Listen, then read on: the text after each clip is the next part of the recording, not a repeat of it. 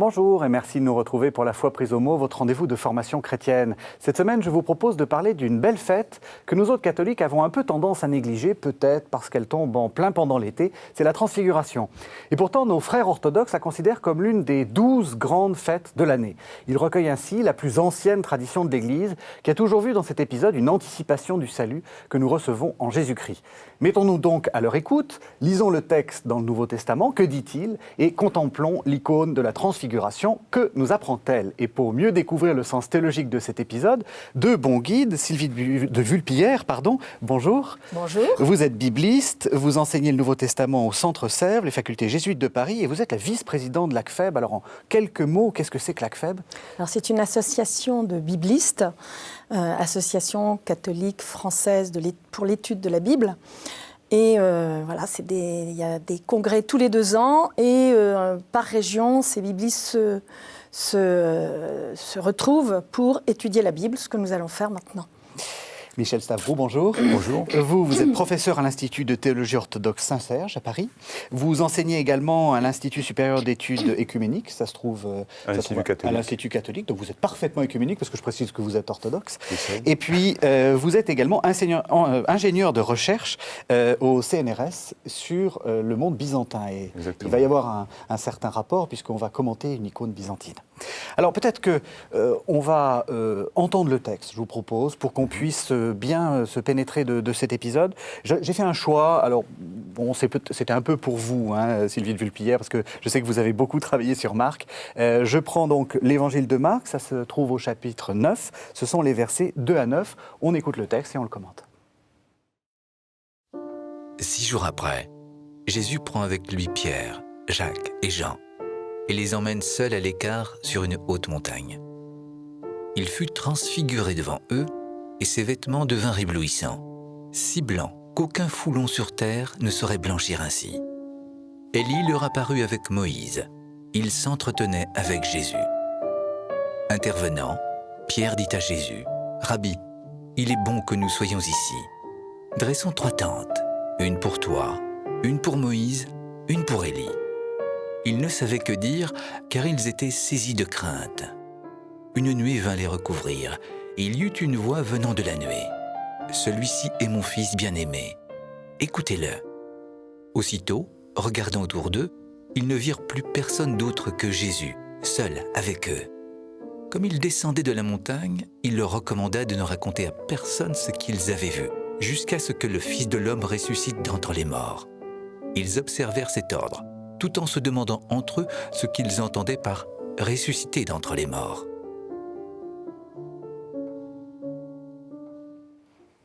Voilà, alors on a entendu ce texte. Alors peut-être pour commencer, on va tout de suite régler une question qui est la question historique, Sylvie de Vulpillère. Les biblistes aiment beaucoup replacer le texte dans l'histoire. Et tout au long du 19e siècle et du 20e siècle, on a attaqué cet épisode en disant que c'est pas historique. C'est une expérience mystique. Donc par définition, le rapport à l'histoire est un peu perturbé. Alors ce qui est intéressant, c'est de voir que Marc l'a inséré à cet endroit-là, c'est-à-dire après Césarée, nous verrons pourquoi. Et eh bien voilà, c'est un épisode important et je pense qu'on peut voir surtout sa fonction dans le récit. C'est vers cela que je crois que nous allons pointer. Oui. Et eh bien c'est pour ça qu'on va le lire. Alors la question historique, quelle montagne, quel moment, est sans doute beaucoup moins important que le sens que ce texte veut nous donner. Alors on va commencer et je m'arrête, si je puis dire, sur les premiers mots, 6 jours après. Alors on est dans le fil du récit, donc forcément on voit à peu près de quoi il s'agit, mais ça a un sens symbolique, 6 jours après, non? 6 jours après, oui, effectivement, c'est les 6 jours de la création, semble-t-il. Et là, on monte, donc on va vers le ciel, on va vers l'au-delà. Oui. On va vers la dimension eschatologique, c'est-à-dire la dimension du royaume. Et effectivement, si on fait attention au verset précédent, le passage sur la transfiguration, je pense qu'il en est de même chez Matthieu, on voit qu'il y a une annonce par Jésus qu'un certain nombre des disciples qui sont présents ne verront pas la mort avant d'avoir vu le Christ venir avec son royaume, ou le royaume venir dans sa gloire. disent les parallèles. Alors c'est extraordinaire, parce que juste après, on a cet épisode de la transfiguration qui apparaît ainsi, d'une certaine manière, comme une anticipation de la venue ultime du dernier jour. Et en même temps, 6 jours après, il y a eu aussi des épisodes qui semblent lier Pierre avec une confession, confession à Césarée. Et d'ailleurs, Pierre est le héros, il fait partie du trio avec Jacques et Jean des disciples. Donc là aussi, il y a un lien avec cette confession et cette vision. Alors, juste pour revenir à 6 jours après, ça nous rappelle quand même la montée sur le Sinaï. 6 jours après, exactement, Exode 34, Exode 24. Donc, on est dans une connotation vétérotestamentaire, c'est un mot compliqué pour dire qu'en fait l'Ancien Testament est convoqué. On va voir Élie, on va voir Moïse. Donc il y a beaucoup de motifs de l'Ancien Testament qui arrivent, la montagne, la nuée, les 6 jours, qui nous rappellent que, on est dans un lieu où Dieu est présent.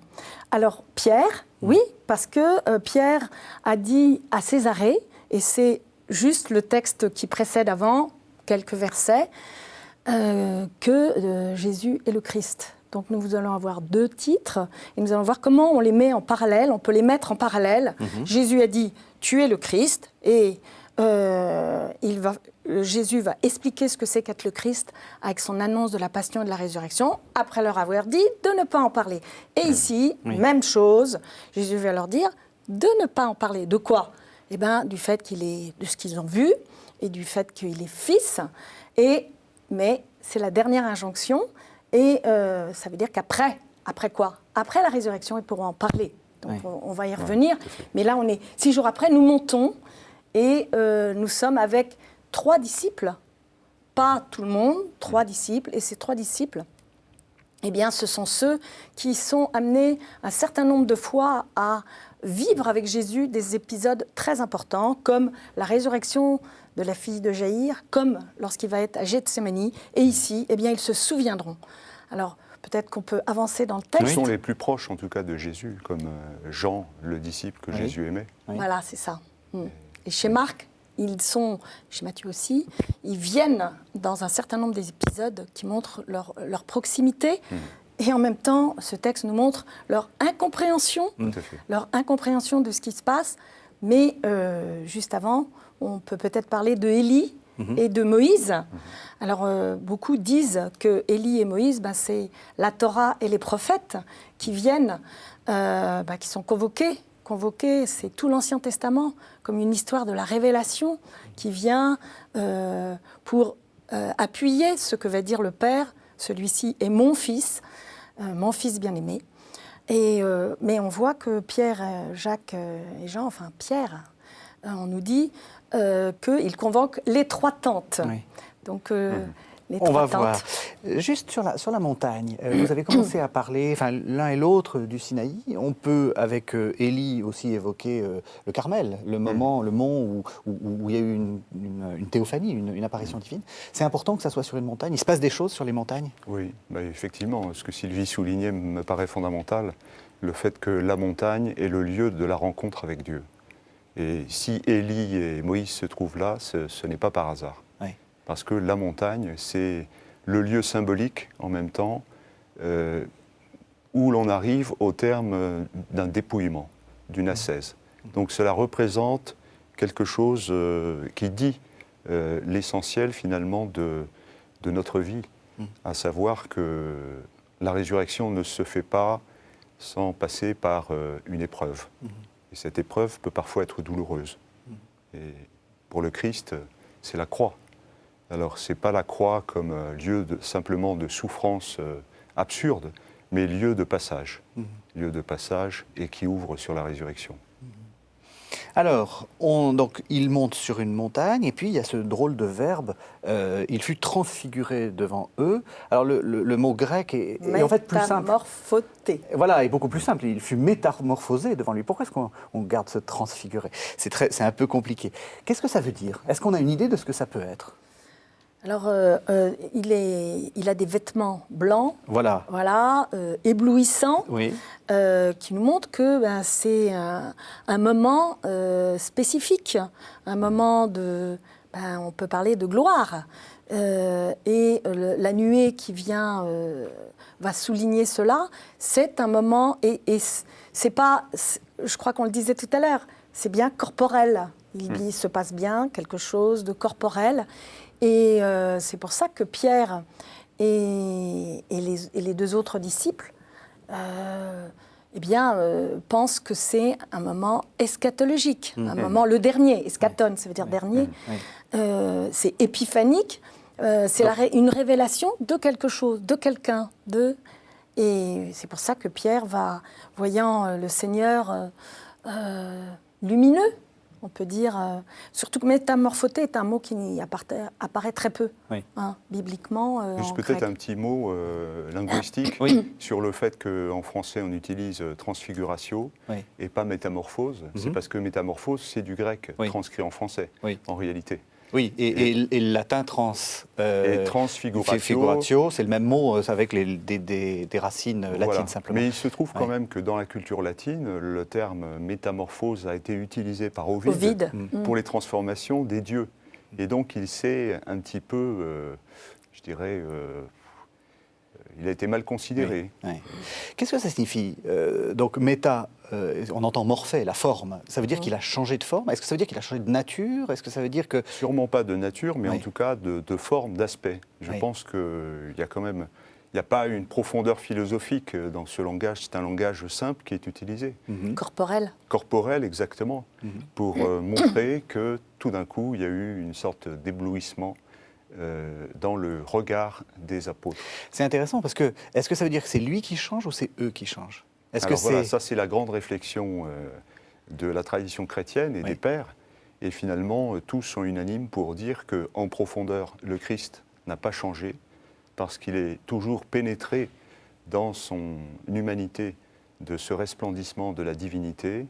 Mais comme vous le savez, comme y insiste la tradition, en particulier Saint Paul dans l'Épître aux Philippiens, il y a une kénose du Christ lors de sa venue dans le monde, dans la chair. Donc il se vide de sa divinité. Il s'est vidé de sa divinité. Il s'est vidé, ça ne veut pas dire qu'il a quitté sa divinité, mais sa divinité est tout intérieure, cachée, pour respecter la liberté humaine. Je pense que c'est important de souligner cet aspect-là. Et néanmoins, pour faire connaître à ses disciples, et au-delà aux chrétiens et à tous les hommes, qu'il est vraiment le Fils de Dieu, eh bien, il a fait connaître ce mystère avant le moment, je dirais, de sa passion, de la dérédiction sur la croix, avant la résurrection. Ce moment où il se montre en tant que Dieu, donc à travers cette transfiguration. Et c'est dans le regard des trois apôtres qui représentent l'humanité, mais une humanité encore inachevée, c'est-à-dire qui n'a pas reçu encore le feu de l'Esprit Saint, le feu de la Pentecôte, et qui ne supporte pas cette lumière. C'est pourquoi on voit dans le récit, et l'icône le montrera, qu'ils sont effrayés et qu'ils tombent dans une sorte de sommeil.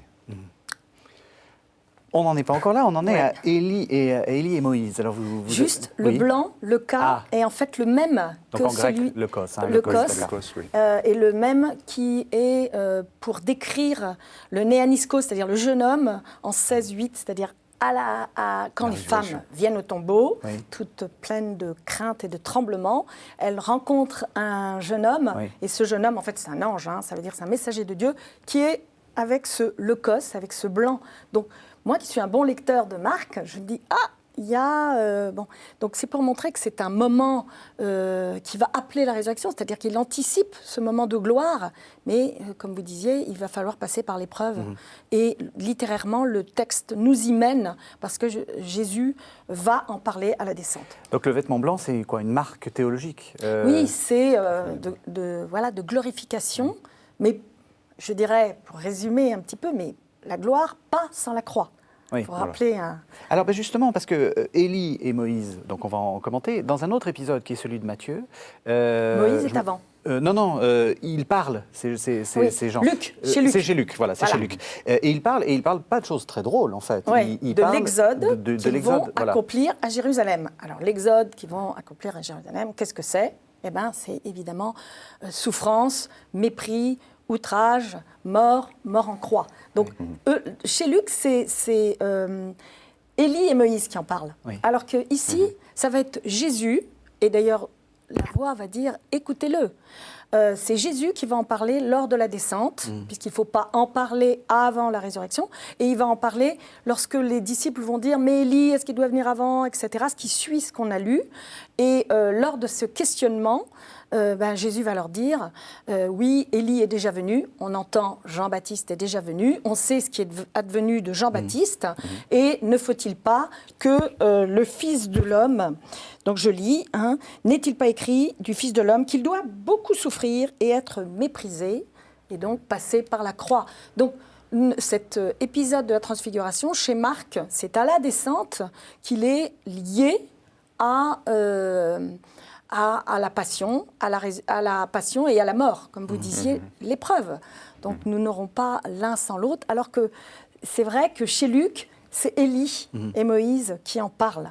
Moi, ce qui m'intrigue un tout petit peu, mais c'est que Pierre va remettre d'ailleurs Moïse et Élie, et comment il les a reconnus ? Eh bien, il a dû entendre, puisqu'on nous dit qu'ils parlaient entre eux et entendent Élie et Moïse. Et c'est pour ça qu'il a cet étonnement et qu'il veut mettre ses 3 tentes pour cette période éternelle de paix, eschatologique. Michel Savroux, c'est une bêtise qu'il dit Pierre, parce qu'on a l'impression que, d'ailleurs le texte le dit, il ne savait que dire qu'elles étaient saisies de crainte. Est-ce que c'est vraiment une bêtise qu'il dit C'est pas exactement une bêtise, je dirais que c'est une tentation. Oui. C'est la tentation du repos. Or, ce que nous dit la Bible, c'est que l'homme est un être profondément dynamique, et s'il n'avance pas, il stagne,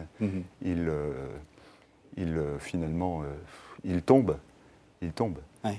Or, nous sommes appelés à avancer sans cesse. Et quand il dit « il est bon que nous soyons ici », c'est cette idée-là qu'ils vivent quelque chose de merveilleux et qu'ils veulent le stabiliser, le faire durer. Exactement. Oui. Je pense qu'il y a une allusion à la vie paradisiaque, et en même temps, il y a une anticipation de la venue du dernier jour, sans aucun doute. Mais c'est là que Jésus ouvre les yeux des disciples en leur faisant comprendre qu'il va falloir passer par des événements qu'ils ne connaissent pas. Oui. Et ce qui est intéressant, c'est qu'avant que Jésus leur en parle, on entend la voix comme une réponse aux disciples. Oui. On entend la voix qui dit « Celui-ci est mon fils bien-aimé, écoutez-le ». Et alors là, on peut dire qu'il faut écouter Jésus lorsqu'il parle. Il y a d'abord toutes les annonces de la Passion, 1 avant, 2 après. Eh bien oui, il faut l'écouter au moment où il annonce ce passage par la croix, puis la résurrection. Or, la résurrection, je le rappelle très vite, chez Marc, elle est suggérée, mais elle n'est pas racontée, puisque le texte s'arrête quand les femmes arrivent au tombeau. Et bien, comme Jésus l'a annoncé pendant tout l'Évangile, on sait bien qu'il y a cette résurrection, mais cette résurrection, elle est à venir, quoi. Et cette incompréhension des disciples pointe vers, justement, cette difficulté à admettre que cette gloire passe par passion, souffrance, passion, etc. Alors, ce qui est frappant, c'est que celui-ci est mon fils bien-aimé, qui est donc une parole du psaume, on l'a déjà entendu, il se répète un peu, Dieu, là. Oui, on l'a entendu au baptême, en 1:11. Et Dieu a dit à Jésus, « Tu es mon fils bien-aimé, ô agapetos ». Et ce qui est intéressant, c'est qu'on l'entend là aussi, si je peux traduire le grec, c'est « le fils, le mien ». Il n'y en a qu'un, c'est le indéterminé. Donc c'est l'unicité, l'unique fils, et c'est le mien, et le bien-aimé, et celui que j'attendais, en qui j'ai mis toute ma confiance, etc. Donc, au baptême, Jésus vient se faire baptiser au milieu des pécheurs. On pourrait se demander pourquoi au milieu des pécheurs. Eh bien, Dieu vient confirmer ce parcours de ce Fils qui vient avec humilité au milieu des pécheurs se faire baptiser. De la même façon, il vient dire aux disciples, écoutez ce Fils, je confirme, j'étends la phrase, je confirme ce Fils lorsqu'il vous annonce ce qu'il va vous dire, lorsqu'il annonce qu'il va passer par cette épreuve, plus qu'une épreuve, par la souffrance, la mort et la résurrection. Et en même temps, je voudrais dire qu'il y a une sorte de symétrie entre le baptême et la transfiguration, parce que dans le baptême, nous voyons le Christ qui est plongé dans les eaux de la mort, et qui en même temps renouvelle tout. Alors qu'à la transfiguration, nous voyons le Christ élevé dans la gloire, même si c'est de manière évidemment très provisoire, et qu'il y a cette annonce, comme vous dites très bien, de la croix. Oui, qui est derrière, quoi. Écoutez-le. Alors écoutez-le, écoutez quand? Eh bien, c'est au moment où il annonce cette passion. Et dans les deux cas, la dimension trinitaire, très importante. Alors expliquez-nous, parce que c'est vrai que c'est très important. Au baptême, nous avons l'image de l'Esprit sous forme de colombe, et la voix du Père. Et à la transfiguration, là encore, la voix du Père, assez identique finalement. Oui. Et cette fois-ci, l'Esprit Saint qui apparaît sous une autre forme, c'est la nuée dont il est question dans tous les récits des évangélistes. Dans cette nuée mystérieuse dans laquelle se trouvent entourés tous les personnages de ce récit. Et c'est intéressant parce que ça veut dire quoi? Ça veut dire que, je vais faire peut-être pas un mauvais jeu de mots, mais une mauvaise allusion. Ils sont eux aussi baptisés? C'est une sorte de confirmation du baptême? C'est quoi? Parce que ça concerne Jésus au premier chef, mais on sent bien que les deux épisodes, que ce soit le baptême et la transfiguration, et les spectateurs, et ça influe sur leur foi, en fait. Je ne pense pas qu'il faille rentrer dans une logique de moment. Où les apôtres ont été baptisés. Oui, bien sûr. Il est clair que ce n'est pas la question, parce qu'ils étaient sans cesse autour du Christ, qui lui-même était rempli de l'Esprit Saint. Mais il y a, à mon avis, un renvoi à l'Ancien Testament, à la nuée lumineuse qui guidait le peuple de Dieu dans le désert, dans l'Exode, effectivement. Donc c'est un signe pneumatologique très fort, cette nuée dans laquelle se trouvent les disciples. Et puis c'est une anticipation de ce qui va venir bien plus tard, à la Pentecôte, 50 jours après Pâques. Ah oui, donc on peut faire un lien avec vos fameuses 12 grandes fêtes. Enfin, on sent 12 grandes fêtes, sans compter la fête des fêtes, Pâques. Oui. Tout à fait. Mais autant au baptême, Dieu s'adresse à Jésus. Tu es. Et on ne sait pas si les gens entendent. Alors que là, c'est écoutez-le. Et ça pointe là-dessus. Et je dirais que si le récit a une intrigue de révélation, qu'est-ce que cela révèle? Eh bien, c'est cette voix-là. C'est cette voix qui dit celui-ci est mon fils bien-aimé, et qu'il faut l'écouter, et il faut l'écouter lorsqu'il parle de cette passion. Par rapport à la fameuse confession à Césarée de Pierre, qu'est-ce que ça apporte de plus? Eh bien, autant... ça lui confirme sa confession ou ça... Alors, c'est pour les disciples. Les disciples, formidables, à Césarée, ils ont dit « tu es le Christ », donc ils ont bien compris quelque chose. Mais je rappelle que chez Marc, il y a une forte incompréhension, parce que comme chez Matthieu et comme chez Luc, ils demandent de ne pas en parler. Or, c'est tout à fait lié. Il leur demanda de ne pas en parler, leur enseignant que... Et nous avons la première annonce de la Passion. Et Pierre refuse. Et chez Marc, littérairement, c'est complètement lié. Donc, nous avons à la fois le titre de Christ, expliqué par la passion et résurrection, et par l'incompréhension des disciples. Et chez Marc, c'est très très fort. Et nous avons la même chose ici. C'est-à-dire qu'on a le titre de fils, expliqué, si je puis dire, le contenu, par passion, puis résurrection, et avec l'incompréhension des disciples. Donc, nous avons à la fois cette épreuve par laquelle il est obligatoire de passer, mais qui est difficilement compréhensible. Et je dirais que c'est presque christologique, cette incompréhension. Et moi, je trouve ça consolant pour nous. Ben oui, parce que c'est pas facile de comprendre cette histoire-là. Et chez Marc, qui est un évangile un petit peu abrupt, qui nous envoie, qui est le plus court, et parfois les faits sont... Eh bien, il y a cette consolation de voir que c'est ces disciples-là qui n'ont pas compris et qui nous racontent justement leur incompréhension. Alors après, on redescend. Et ça aussi, c'est important. On redescend avec une sorte d'injonction de ne rien raconter. Alors, vous avez des choses à nous raconter sur le secret messianique, mais comment il faut lire ça? C'était juste une parenthèse? C'était juste comment dire, un moment qui se referme et puis on n'entendra plus parler? Ou est-ce que ça a quelque chose de plus profond comme sens? C'est à la fois les deux. C'est à la fois les deux, parce que c'est une anticipation déjà de ce qui va advenir dans la vie ecclésiale, à mon sens. C'est-à-dire ce partage du corps glorieux du Christ qui s'est manifesté lors de la transfiguration. Et puis, en même temps, oui, c'est quelque chose de profond. C'est-à-dire que la passion qui va avoir lieu un peu plus tard sera un moment de mise à l'épreuve pour les disciples et à travers eux pour toute l'humanité. Et je pense que finalement, si l'épisode de la transfiguration est si discret, c'est qu'il veut souligner la liberté que Dieu respecte infiniment auprès des hommes. L'homme est un être libre, créé à l'image et à la ressemblance de Dieu, et Dieu veut que son salut s'acquiert en toute liberté par l'homme. Et donc il ne veut en aucune manière imposer sa divinité. Je l'analyse comme ça à travers disons, la réception des pères. Le secret messianique. Alors, pourquoi est-ce qu'il y a ce secret de ne rien dire? Enfin, vous le savez peut-être, mais ça reste peut-être un secret pour vous. Mais pourquoi ne pas raconter ça? C'est quand même très intéressant. Pas avant la résurrection. Ça veut dire qu'après la résurrection. Alors, chez Marc, c'est un peu mon dada. Il y a 9 injonctions au silence chez Marc, alors qu'il n'y en a que 5 chez Luc et chez Matthieu. Et narrativement, elles sont liées de façon à donner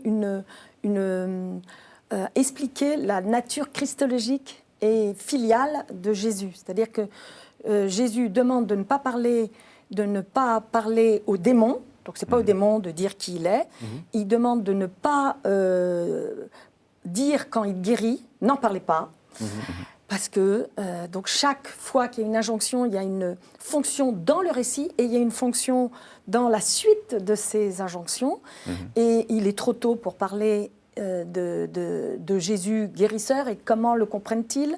Donc non, il est trop tôt et la fonction de ces injonctions est expliquée avec ces 2 dernières, donc une à Césarée, comme on vient de le dire, et une à la Transfiguration, parce que les titres sont bien dits, ceux qu'on a entendus au début de l'Évangile, Évangile de Jésus-Christ, Fils de Dieu, eh bien Jésus, et comme je l'ai dit tout à l'heure, est expliqué avec l'annonce de la Passion, de même pour la Transfiguration. Mais à la descente de la Transfiguration, Jésus leur dit, vous n'en parlerez pas jusqu'à la résurrection. Ça veut dire qu'après, il faudra le faire. Oui.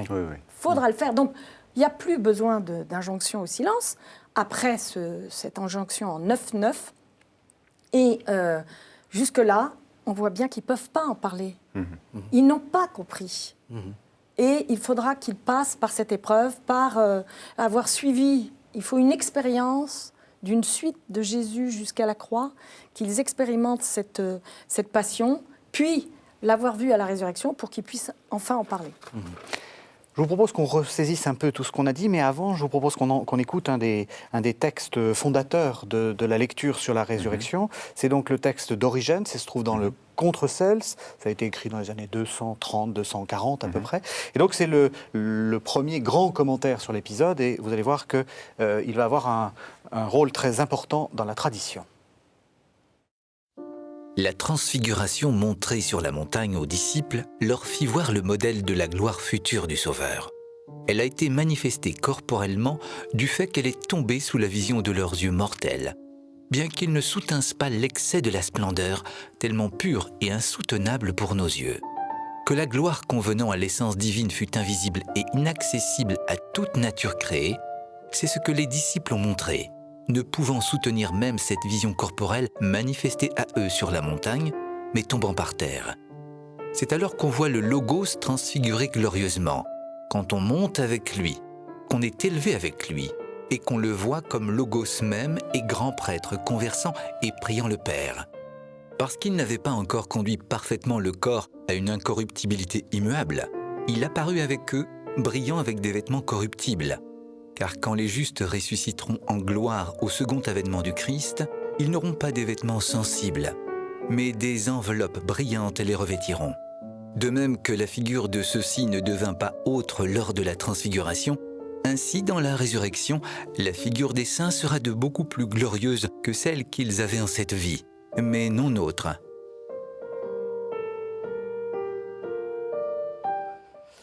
Alors Michel Stavro, comment est-ce qu'il faut lire ce texte? Il faut bien préciser que c'est un texte difficile, un peu complexe, avec une anthropologie qui a été un petit peu critiquée dans la suite des textes Origène et pas complètement orthodoxe, si on peut dire. Il est un peu hérétique. Mais pas beaucoup.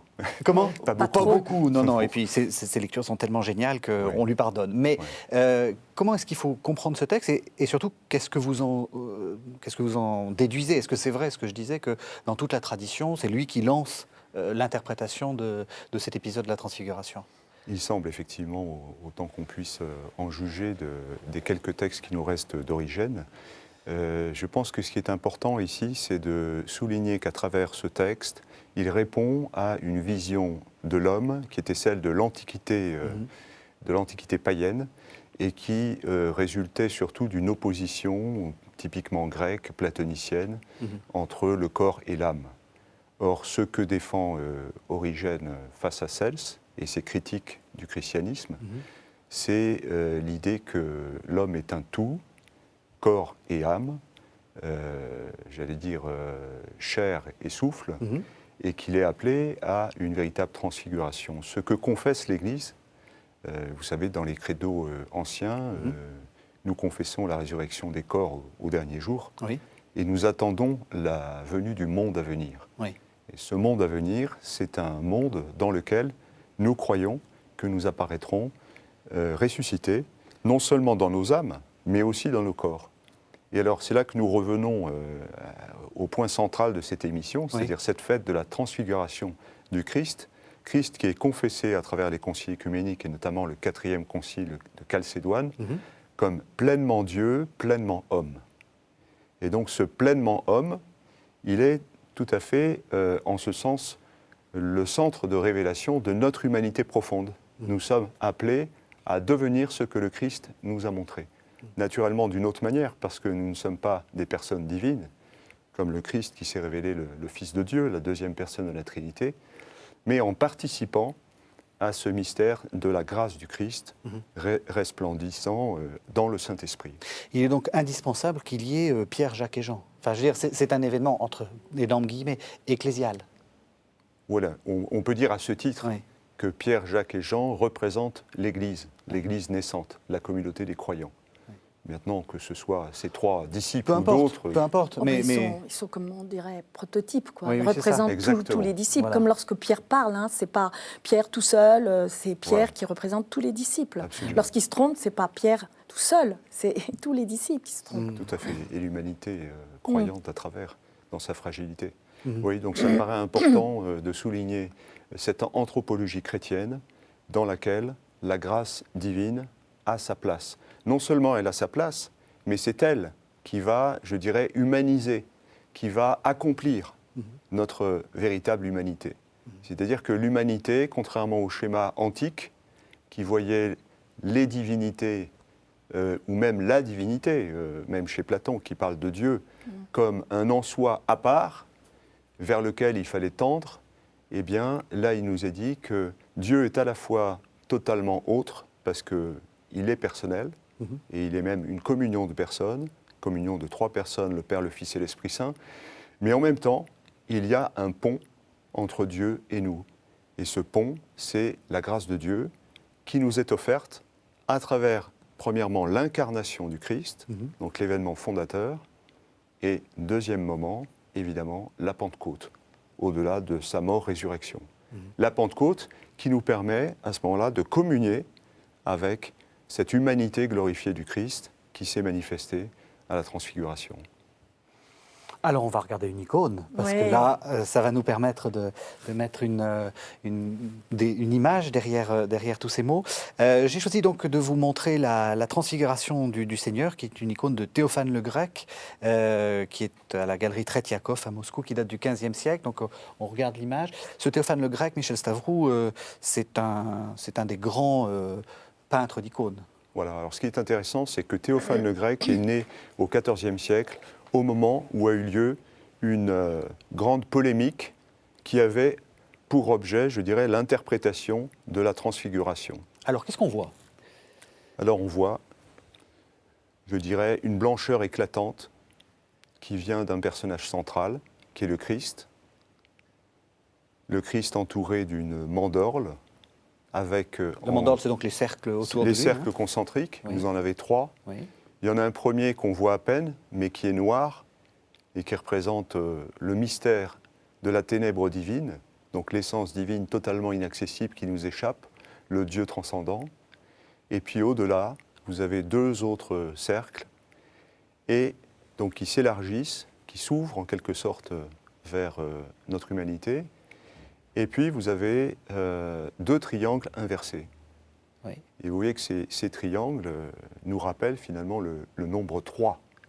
ce nombre 3 qui est manifestement le signe de la Trinité. Alors si on regarde plus haut, si on fait un zoom sur le haut, on s'aperçoit donc qu'il y a les deux personnages, Moïse et Élie. Et puis Moïse et Élie, donc Moïse à droite avec l'étape de la loi, Élie à gauche. Et puis il y a deux petits médaillons bleus. Alors les deux petits médaillons bleus, effectivement, qui rappellent que chacun des deux prophètes est porté par les anges. Et donc ils sont dans la béatitude céleste et qui sont convoqués pour cet événement pour manifester que le Christ qui est là est l'accomplissement de la loi et des prophètes. Ensuite, il y a juste au pied du Christ, on voit qu'il y a deux petites scènes, une scène de montée, une scène de descente. Exactement. Ça, c'est très important parce que ça rappelle le fondement de l'icône, de toute icône. Le fondement de l'icône est historique.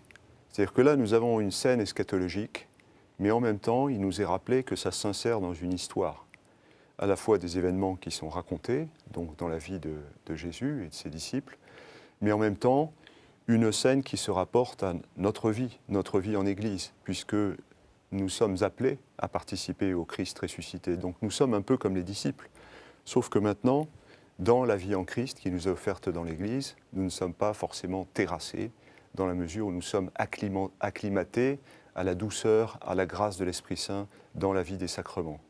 Et alors ce qui est intéressant aussi, c'est que nous avons le croisement dans cette icône de l'histoire et de l'eschatone. Mais quand on parle de l'eschatone dans la tradition orientale, on ne parle pas d'un point de fuite de l'histoire, c'est-à-dire nous allons vers l'accomplissement de l'histoire, l'eschatone. Non, nous parlons de cette présence du royaume qui est caché. Déjà Jésus disait, le royaume est parmi vous, il est au milieu de vous. Et maintenant dans l'Église, nous voyons ces surgissements du royaume comme le jour de la transfiguration. C'est donc, on peut dire, une eschatologie inaugurée. Comme le dit Saint Jean dans le livre de l'Apocalypse, il est celui qui était, qui est et qui vient au présent, qui vient déjà maintenant. Ou comme nous confessons dans le credo de Nicée-Constantinople, en tout cas c'est très fort en grec, il est celui qui revient au présent. Palin erchomenos. Ça c'est intéressant. Ça, c'est aussi quelque chose d'important pour on va retourner à l'icône, mais aussi pour l'Évangile. L'Évangile nous montre bien que c'est du déjà là et du pas encore en permanence.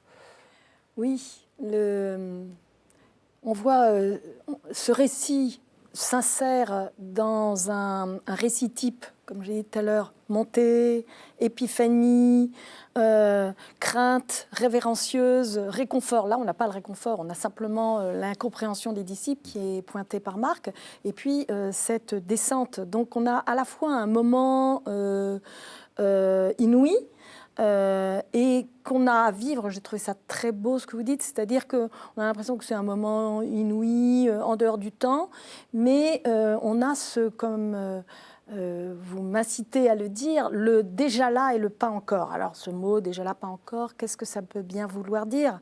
C'est eh bien, nous allons vers justement cette gloire du Seigneur dans laquelle nous sommes insérés. J'aime beaucoup cette parole d'un père, et je ne me souviens plus. Dieu n'a qu'un seul fils, et nous le sommes tous. Ah. Et voilà, c'est-à-dire que nous, la vie éternelle, elle est devant nous, mais elle est déjà là. Donc, qu'est-ce que ça veut dire aujourd'hui de cette vie éternelle qui m'atteint et que je vis aujourd'hui ? Comment je peux... D'abord, je ne peux pas la vivre seule. Donc je sors du texte un peu là. Donc comment je fais pour la vivre avec d'autres ? Et qu'est-ce que ça veut dire que de vivre cette vie éternelle ? Bon, ça va bien, mais si ça va pas, qu'est-ce que je fais ? Comment je fais pour être avec d'autres ? Du coup, voilà. Bon, je veux pas parler de la fonction ecclésiale, mais quel bonheur d'être en Église. Oui, voilà.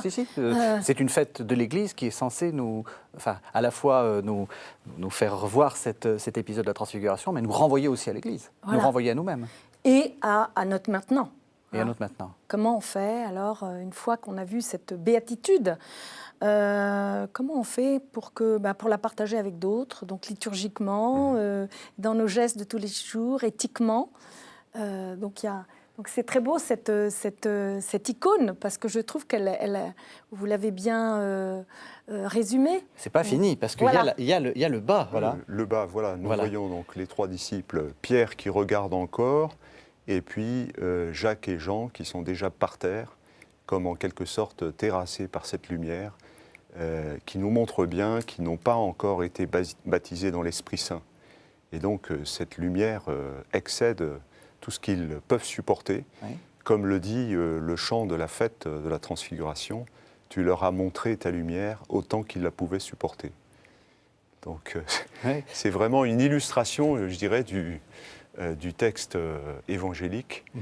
Et puis nous voyons aussi les 3 rayons qui sortent des mandorles du Christ et qui montrent sa dimension trinitaire. Et alors là, c'est la dimension dogmatique sur laquelle je voulais revenir, oui. Puisque nous sommes au début du XVe siècle.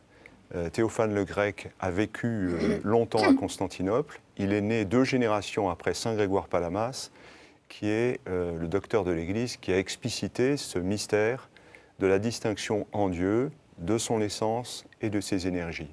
Alors qu'est-ce que ça veut dire ? Ça veut dire que Dieu est tout entier essence transcendante, imparticipable, donc il est au-delà et on ne le verra que de dos, comme il est dit dans l'Exode. Il nous dépasse, il est le tout autre, exactement.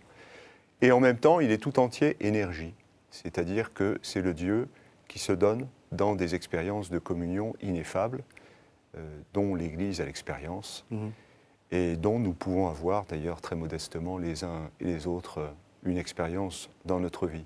Cette communion, elle nous est donnée dans le corps du Christ glorifié, dans l'Esprit Saint. Et donc, vous voyez ce mystère de Dieu tout entier, imparticipable, transcendant et tout entier se donnant dans ses énergies divines. C'est cela que Grégoire Palamas a mis en évidence dans une polémique célèbre, lorsque un philosophe calabrais contestait la vision qu'avaient certains moines, certains mystiques du mont Athos au XIVe siècle, de la lumière divine dans leurs prières.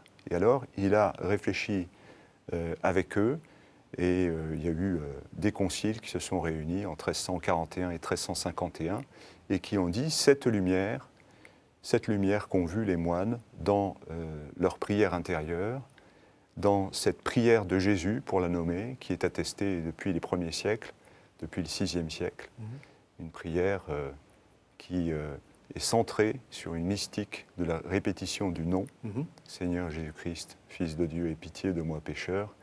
Eh bien, c'est bien la lumière de Dieu qui peut se révéler et qui peut être un ferment de véritable transfiguration. C'est ça qui est intéressant, c'est que d'une certaine façon, cet épisode autorise toute forme de mystique, dans le sens, enfin de mystique au sens peut-être un peu banal, hein, mais comme vous dites, il y a communication de quelque chose. On voit bien, Origène le disait, vous le répétez avec votre analyse de l'icône, on voit bien que cette lumière nous excède largement, on ne peut pas bien la supporter, mais en même temps, cet épisode nous dit qu'il est possible, avec ses yeux de chair, de voir quelque chose qui est quelque chose, qui est pas la totalité de Dieu, mais quelque chose de Dieu. Est-ce que c'est ça aussi la transfiguration ? C'est l'autorisation d'être mystique. L'autorisation de la mystique, et pas seulement de la mystique, si vous permettez, mais de la théologie aussi, de la grâce divine. Parce qu'il y a eu très longtemps, malheureusement, dans l'histoire occidentale, à l'époque d'une certaine scolastique, il y a eu un divorce véritable entre une théologie raisonnante, une théologie abstraite de la rencontre avec Dieu, par intention, alors que nous avions toujours ce souci dans la théologie orientale, une théologie plus concrète, de la rencontre entre mystique et théologie. Je pense que dans l'expérience des saints de l'Occident, notamment à l'époque médiévale, nous avons des expériences tout à fait similaires à celles de ces pères du XIVe siècle qu'on a appelés les hésicastes, c'est-à-dire qui recherchent cette paix intérieure et cette douceur de la présence de la lumière divine. On a par exemple Sainte Catherine de Sienne, qui ne parle que de Dieu comme expérience de lumière, qui est contemporaine. Et donc Théophane le Grec arrive au début du XVe siècle, fort de cet acquis de la manifestation de la lumière à une époque où elle était contestée, et donc il y a toute une culture de l'hésicasme et de cette lumière qu'on appelle taborique, parce qu'on n'a pas beaucoup parlé, mais la tradition attribue donc cette manifestation au tabor. Et cette lumière taborique, elle est partout, non seulement dans l'Église, mais elle est dans le monde, elle affleure. C'est la lumière de la grâce divine. Et la grâce divine est là partout dans notre vie. Et donc, ce que nous voyons sur cette icône, si on peut la revoir une dernière fois. La revoir oui, absolument. Une dernière fois. On va demander. C'est qu'elle est plongée tout entière dans la lumière. Et le Christ, il apparaît donc dans cette mandorle qui est la manifestation de l'Esprit. Souvent dans les icônes où parle le Père, notamment l'icône du baptême, on voit une main. Oui. Une main avec une bénédiction qui symbolise le Père. Là, on ne la voit pas. Mais ce que souligne saint Grégoire Palamas dans des homélies de la Transfiguration, donc au XIVe siècle, il souligne que sur l'icône, en réalité, il y a 8 personnes. Il y a 8 personnes. Oui. C'est-à-dire les deux. Oui. Voilà. Oui. Il y a les deux prophètes de Oui. l'Ancien Testament. Il y a les 3 disciples qui représentent l'Église. Oui. Et puis il y a le Christ, mais entouré aussi du Père, bien sûr, et de l'Esprit Saint. Oui. Et alors vous avez ces 3 rayons trinitaires qui sanctifient non seulement les disciples, mais vous voyez que les rayons vont aussi sur la montagne. Oui. Et donc, à travers les disciples, c'est aussi toute la matière qui se trouve sanctifiée. Et ça, c'est aussi une des dimensions importantes, je crois, de cette théologie de la transfiguration. C'est l'idée que la matière est appelée à une véritable sanctification. Toute la création. Toute la création. Appelée à être glorifiée. Vous imaginez les dimensions. Comme dit Paul. Exactement. Vous imaginez la dimension écologique formidable que cela représente. Et pourtant, 2000 ans de christianisme, je crois, nous montrent que nous n'en avons pas assez pris conscience. Oui, clairement. Les chrétiens sont. Je ne dis pas que c'est les responsables du massacre écologique, mais on a participé. Ils ont leur part. On a participé. Oui. Oui. Est-ce que, Sylvie de Vulpillière, lorsqu'on entend ça, est-ce que le texte de Marc, je pense à cette idée de la mystique. Moi, j'ai l'image d'un texte qui n'est pas très mystique, justement, qui se méfie de ça. En vous entendant parler, et puis en regardant cette icône, je pense à Gethsémani. Oui. Et le Christ prie, Jésus prie, retourne 3 fois vers ses disciples. Et alors, ce qui m'a fait penser à ça, bon, d'abord, le texte nous y emmène, hein, oui. mais on voit ses disciples en train de dormir. Ils ne dorment pas dans le texte de Marc pour la transfiguration, mais ils dorment. Veillez, veillez, car la chair est faible. Et en fait, la prière de Jésus va porter la faiblesse des disciples. Et du coup, on est porté par cette prière de Jésus. Donc moi, de la transfiguration, je passe à Gethsémani. Et dans cette prière de Jésus, j'inscris la mienne, qui est pauvre, qui est maladroite, avec toutes mais celle de Jésus qui m'emmène vers le Père. Alors voilà comment je peux, disons, avec le texte de Marc, reprendre spirituellement cette transfiguration, parce qu'on ne peut pas ne pas parler de la transfiguration sans voir des parallèles. Et puis, qui parle de Gethsémani, parle évidemment de la scène avant et de la prédiction du reniement de Pierre. Et ce reniement de Pierre, Jésus le porte dans la prière. Donc, nous avons aussi là toute l'humanité, je dirais, pas parfaite, mais qui est reprise dans cette transfiguration, du coup, quand on ressaisit tout ce texte, et qui va être lavé, je dirais. Et en même temps, je voudrais dire en complément de ce que vous dites si bien, c'est cette parole soulignée par Grégoire Palamas, que Jésus est non seulement notre frère, mais qu'il est aussi notre Père, et même notre mère, parce qu'il donne son corps en nourriture. Et là, c'est une allusion évidemment à la chair de l'Eucharistie. Son corps glorifié devient nôtre, nous devenons ses membres, nous sommes un corps en lui et avec lui. Et donc là, nous avons vraiment le mystère du Christ dans sa densité et dans sa dynamique d'accomplissement. Le Christ et dans un perpétuel accomplissement jusqu'au dernier jour, souligne saint Grégoire de Nice. Alors j'ai juste une dernière question, parce qu'on est quasiment à la fin de l'émission. Michel Stavrou, juste, comment on célèbre la transfiguration dans l'Église orthodoxe ? Est-ce qu'il y a quelque chose de particulier ? Est-ce qu'il y a, C'est une fête qui est vécue, je dirais, en communion avec le cosmos, parce que début août, c'est presque l'époque des vendanges, les fruits sont mûrs, et donc vous avez bien sûr une vigile, dans laquelle vous avez les textes de l'Ancien Testament qui sont invoqués. notamment le livre de l'Exode, le 3e livre des rois pour l'épisode de la visite de Dieu, voilà, auprès d'Élie, dans cette brise délicate. Oui. Sur la montagne. Sur la montagne, oui. Et même chose pour Moïse. Et puis vous avez le lendemain les paysans, très souvent, qui apportent les fruits pour qu'ils soient bénis.